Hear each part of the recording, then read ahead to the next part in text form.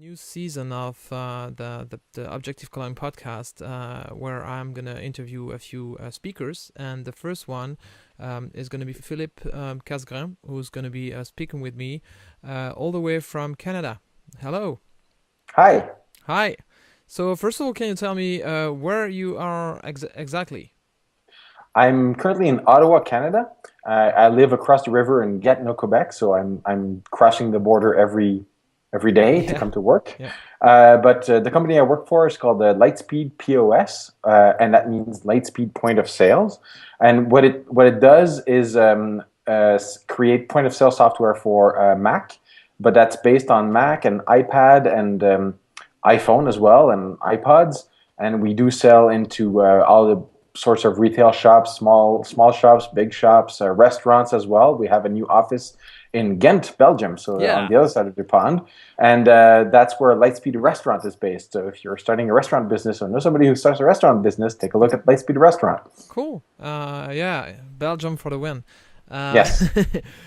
So let's stop talking about Belgium and speak a little bit about yourself. I introduce you, but maybe you can tell us a little bit about what you've done in the past.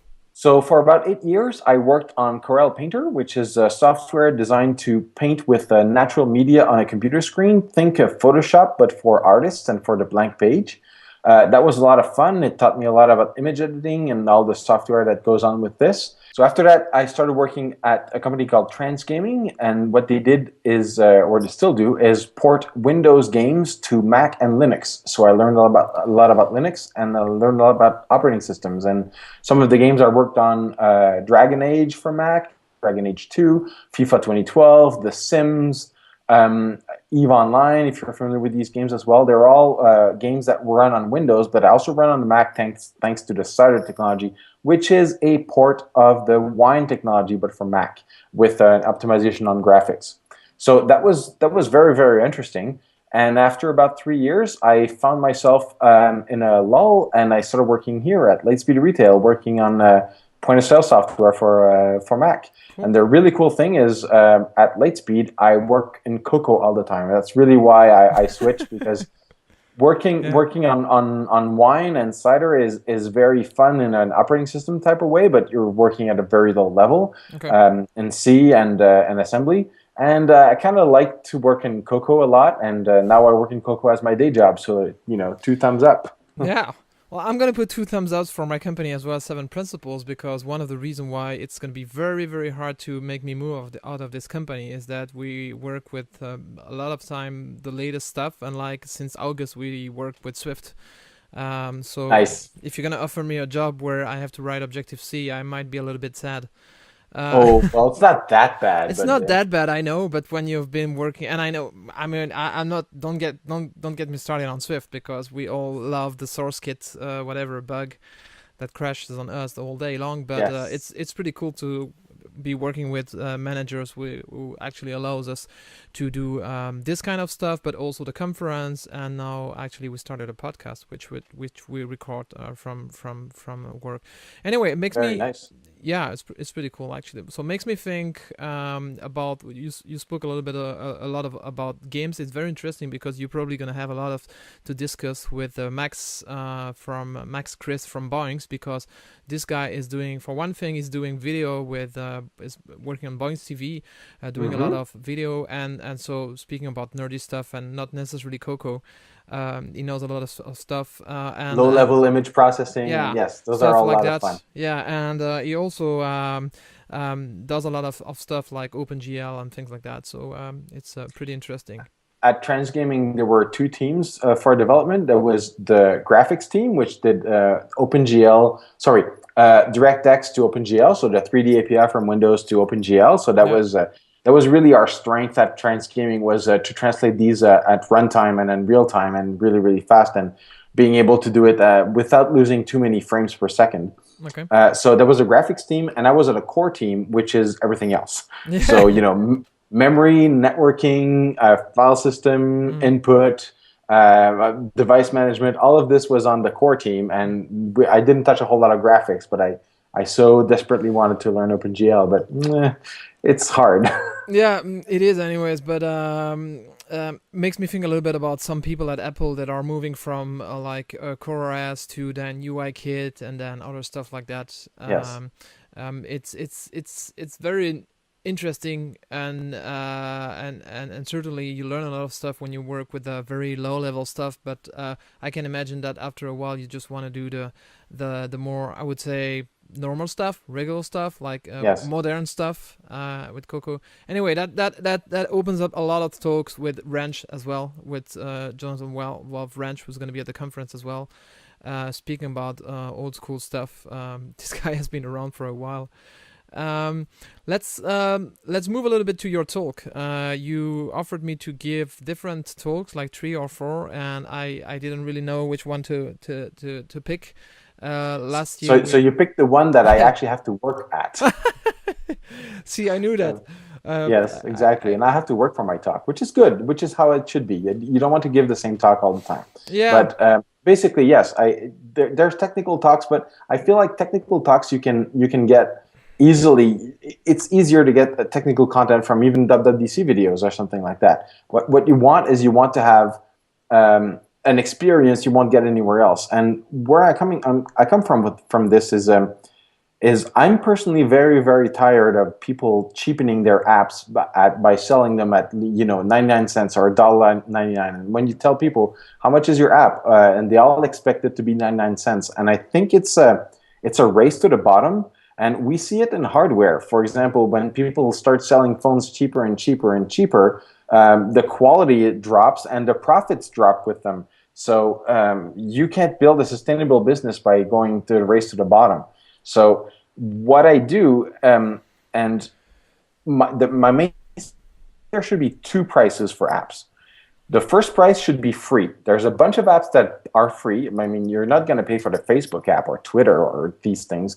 The apps that are backed by big companies, even Lightspeed, we make apps for that talk to our web service. So we monetize some of the way. The app is not the way. We don't make people pay for the app because they wouldn't be able to afford it. It's really the service that you pay for. And the other price should be reasonable. And reasonable is something that people that are in the software development business will all have a different saying of what is reasonable. It depends on where you live. It depends on what demands there are on your life. Like, do you have a family? Do you have to feed people? Are you responsible? Do you have a house in San Francisco? Do you live out in the middle of nowhere where the taxes are low, or there's almost no cost, and biggest cost is your internet? Maybe you live on a boat and you almost have no expenses except for getting some high-speed internet from time to time. It all varies, but it should be a reasonable price. You should be able to charge a price that people will look at and say, "Hey, this is a reasonable price for software. Yes, I can pay $20, $30. Look at the Omni Group. They sell their pro apps for, $30, $40, $50, $100 even for some of the apps. And yes, some of these are Mac apps, but they also do that for iOS apps. So there is a market for apps that are built with quality or that are built to fill a special purpose that people will pay for. So one part of it is price your apps according to what you feel is reasonable for people to pay. The other part of it is you want to have an app that's sustainable, right? So if your app is free or it's 99 cents and you don't sell enough copies, well, what's going to happen? It's just going to go away. And if it's something that's important to you, maybe it deserves to go away, but if it's something that's important to you, you should try to be able to build a business. And you can have more than one app. But I also want to raise the consciousness in the public that says, people say, well, how much do you sell your app for? I sell my app for $12. $12? I'm expecting it to be 99 cents. No, it's not. Then the more people sell apps at reasonable prices, the easier it's going to be to sell to the rest of the public. Mm-hmm. It's not like the public doesn't have any money. They already paid $600, $700, $800 for their phone. They pay $50, $60, $70 a month for their phone. They pay a lot of money for even their cup of coffee that they're drinking while they're telling you this. Why shouldn't they pay for something that you've built? We need to work against this, and I think it's a service to all developers when you raise the price of your app. And of course, that might mean somebody is going to come and undercut you. That's a risk. Yeah. But if you're first and you do a good job, or second and you do a good job, you stand a good chance.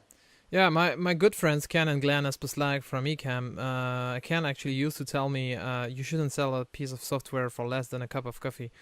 And I think it's quite true actually. Although I have to, when I think about it, the race to the bottom actually really started with iOS and with the iPhone. Yes, yes. So And now it's trickling into the Mac as well with the Mac App yeah, Store. but if Right? you look at So that, companies like Panic, for example, they proved a few weeks ago that they were actually making more money out of the Mac yeah, than iOS, yeah. which is interesting. So Oh, I remember the other one that I was looking for is depending on your app, there might be a market for your app of people that already have money. I make an app that converts train tickets into passbook for our train company in Canada called Via Rail. That for some reason they don't send you a passbook pass. My app does it. It does this one thing. yeah, It costs $12. People are going to go, what? I don't need this. Then I don't need you as a customer, right? yeah, And these people are already paying $100, $150, $200 for their train tickets. What's $10 or $12 when you're traveling frequently if it saves you from always digging into your email to find a little QR code and stuff? So that's what it does, and it's selling pretty well. I admit it's a niche, and I also admit that somebody could come in and eat my lunch, but right now it yeah. makes sense for me to have the price as high as I think it should be. Have you ever been to Germany? I have been to Germany, and I thought that every town was called Ausgang. Yeah. Yeah. So Then I yeah, found a McDonald's where people spoke English because I didn't speak a word of German. yeah. Oh, there's a very funny talk at a conference I was in Paris from Daniel from CocoConf. Yes, I forgot. Daniel Steinberg. Exactly, Yes. Daniel Steinberg, and he speaks in his talk about the ugly American, and it's a very interesting. He's paraphrasing a book and speaking about the American, which is visiting Paris, and the first thing they do is go to Starbucks, and the second thing they do is go to McDonald's. And when they come back home, everybody asks them, "So how was the food in France?" About the same. But of course, Yeah, yeah. at least have a quickie burger when you're going to France. Yeah, exactly. But yeah, we don't have quick in Germany, so Yeah. you have to stick with other stuff. Anyways, speaking about that, I might remind everybody that the one of the good thing of Objective-Cologne is the full the flat rate on food and on drink. So which is I think the way it should always be, and also especially the dinner, the conference dinner, it's also full on beer and wine, which always surprises my catering, because the ability of developers to drink beers is actually always surprising to them. But that's what we call a flat price. So Yes. so It is also Germany, so beer and Germany, I think, go well together. I was listening to your French podcast like Yes. 3 hours ago, and at the end, your colleague, the other Philippe, said the last time he was in Germany, he doesn't even actually remember because of the good beer. It was probably in October too, so. Yeah. Well, anyways, it was fun to chat with you, and I can't wait to have you here in Germany late June. I look forward to it very much. 25th. And it's also for me very interesting because it's also inviting yet another conference organizer, just like I had Scotty last year. So it's becoming some kind of a tradition that I'm going to try to invite every year as a speaker, somebody who organizes a conference. For people who don't know, I organize a conference called NSNorth, Yeah. which is in its third year this year. It's happening April 10th to the 12th here in Montebello, Quebec, so about an hour's drive from here.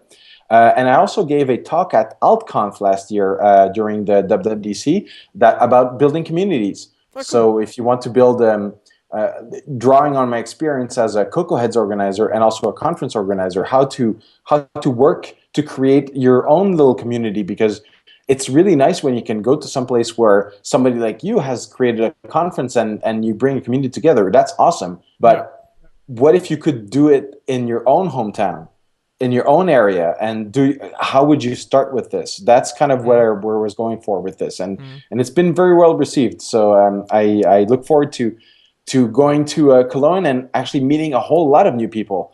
Yeah. It's going to be, hopefully there's going to be a lot of cross-pollination across the pond, and I Yeah. really look forward to that. I mean, Scotty did a talk about community last year at Objective-Cologne, and this is what it's all about. This is the reason why we build conferences. It's not because we want to become a millionaire. That doesn't actually really work. It's because we just want to bring people together, and it's a lot of fun to organize. Yes. So I hope we're gonna keep on doing those stuff on parallel to our work as a developer, because and it's also, I love conferences. I try to only go to conferences that are organized by developers for developers. I try to avoid or by somebody being in the industry. Try to avoid the conference ran by conference companies. There's that aspect to it, but on the other hand, if you want to broaden your horizons a little bit, you need to go to other kinds of conferences too. Maybe that would be the last interesting word. Anyway, thank you very much. See you soon in Cologne, and thank you for being with us, with me, and thank you for having me. All right, bye bye. Au revoir. Bye. Au revoir.